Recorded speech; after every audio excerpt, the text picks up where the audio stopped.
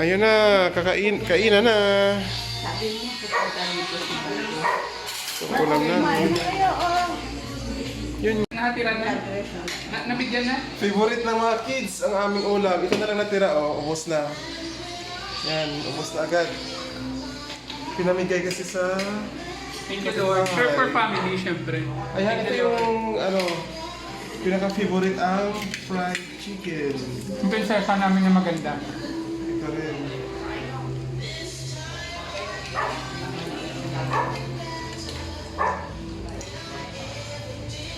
Tapos na kami guys kumain. Tapos na kami? Ano na, sabihin mo na.